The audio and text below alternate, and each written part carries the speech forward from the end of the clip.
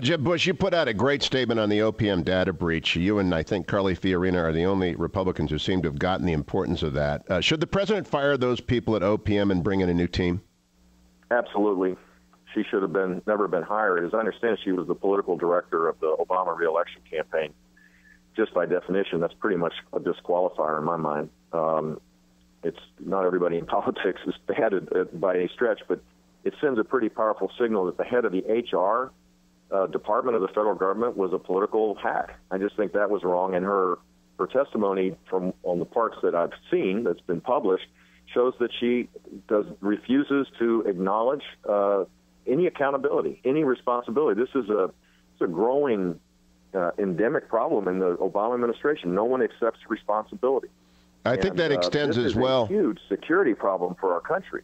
I think that refusal to accept responsibility extends to the former Secretary of State, Mrs. Clinton, and her server. Mike Morrell, the former deputy director of the CIA, said on this agency it's almost certain her server was compromised by hostile agencies. Do you think that server and the fact that she put the national security second behind her privacy concerns is going to be an issue in the general campaign? I do think it's going to be an issue, and I think it's also an issue that President Obama hasn't even gone to Fort Meade, to the headquarters of the NSA, to applaud the efforts of our counterintelligence people. These are patriots that are keeping us safe, and it has been de-emphasized, and we're starting to see the results of this. The OPM is the worst of this, but there's other cases as well.